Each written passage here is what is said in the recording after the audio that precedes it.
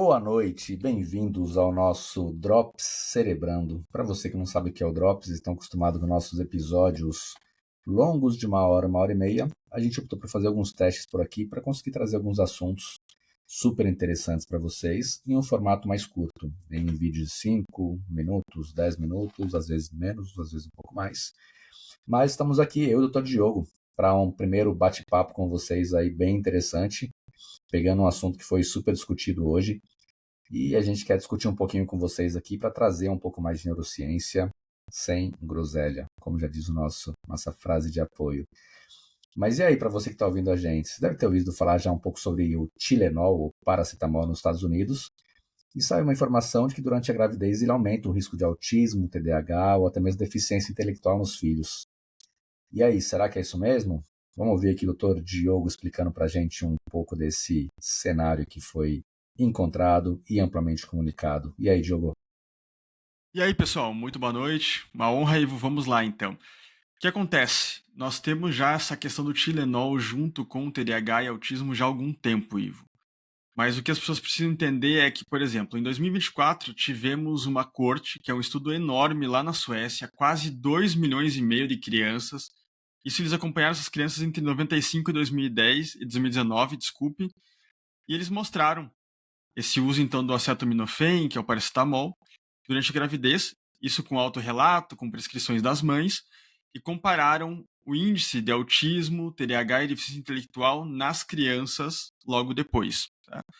A gente fala sobre esse tema porque hoje a assessoria do Trump trouxe esse tema à tona para nós, então só prestem atenção nisso. Foi um estudo com 2,5 milhões de crianças, então é um estudo muito grande. E o que eles encontraram? Eles mostraram para nós que nos modelos sem controle entre irmãos existia pequena associação observada. Então, alguns usuários de paracetamol tiveram um risco ligeiramente maior para o autismo, para o TDAH e para a deficiência intelectual. Mas quando tem uma análise com irmãos, essas associações se diluíram ou desapareceram. Portanto, não foi significativo. Então, nós chegamos numa conclusão de que não existe bem sacramentado ainda um risco entre o uso de paracetamol, que é o Tilenol, juntamente com TDAH, espectro autista e outras comorbidades como deficiência intelectual, outros problemas que a criança pode vir a ter. Mas, Diogo, como que isso reflete na situação da ciência? Entendam uma coisa, pessoal. Quando se fala de TDAH, de espectro autista, de deficiência intelectual, como foi nesse estudo, nós temos múltiplos riscos para chegarmos nesses transtornos. Portanto, é muito difícil você pegar apenas um risco, selecionar esse risco e falar, não, foi isso que causou a deficiência intelectual do meu filho ou da minha filha, o TDAH ou o espectro autista. Pode ser que no futuro nós falemos, sim, de fato o Tilenol tem uma relação direta? Até que sim. Mas o que se tem mostrado hoje é que muitos dos riscos sacramentados do passado, na verdade, não são tão claros como nós achávamos. As pessoas já possuíam aquela genética por TDAH, por espectro autista, e aí, por exemplo, fumavam durante a gestação por causa de já ter essa genética. E aí O que depois, aumenta o risco, né? o que aumentava o risco. Então, na verdade, era a genética para esse transtorno que levava ao risco e não o hábito que a pessoa teve naquele momento. Boa. Ou seja, não chegou a se mostrar nesse estudo, então, nada referente à dosagem. Uma dosagem maior pode provocar, a dosagem menor pode não provocar, assim como houve divergências, então, quando olharam irmãos e quando olharam não irmãos. A gente Perfeito, acabou não vendo, foi tão então, claro. e foi um estudo gigante, né? Porque muita 2,5 milhões gente, de crianças, é.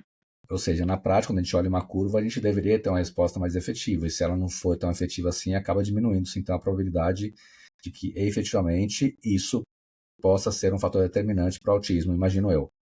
Perfeitamente, perfeitamente. Mas como eu disse, não é tão fácil você pegar fatores de riscos, até porque hoje a gente sabe que o espectro autista envolve mais de 100 genes. Então, cada espectro autista de fato é um espectro, as pessoas mudam entre si dentro do próprio espectro. Então, não é tão simples você pegar e dizer assim: olha, isso é fator de risco com certeza absoluta, então vamos eliminar tal medicação na gravidez que agora nós não teremos mais crianças no espectro autista. Não é assim que funciona. Legal, boa.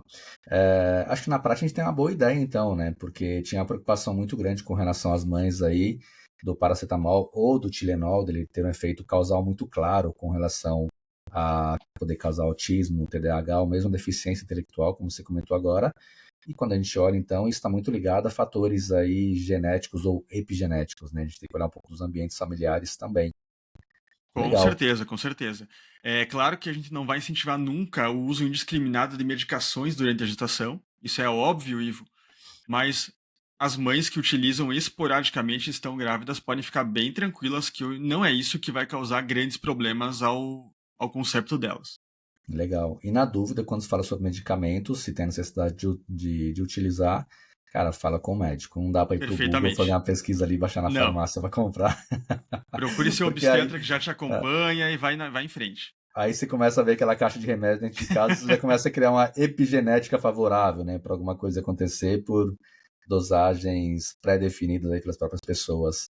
Pô, é Exato. E legal. a conclusão é isso, Ivo, que não tem uma coisa tão clara. Então nós temos que ter mais pesquisas, com certeza, mas como você bem falou, esse foi um estudo com 2,5 milhões de crianças. Então, eu acho que ele é um estudo bem bom, bem sacramentado, bem publicado, e deixaremos a referência para vocês na, ali no nosso episódio. Boa, é isso. E para você que está ouvindo a gente, então, comenta aí, vocês acham que as preocupações com medicamentos na gravidez, elas são exageradas? Ou será que a gente precisa realmente de um pouco mais de estudo e evidência para sacramentar o que pode ser seguro de fato? É isso, esse foi o nosso primeiro Drops aqui do Cerebrando. Já que a gente não tem tempo, a gente começa a inventar e copiar aquilo que dá certo. Espero que vocês tenham gostado. A gente se vê em qualquer Drops ou um episódio da próxima semana aí. Valeu, gente! Valeu, pessoal!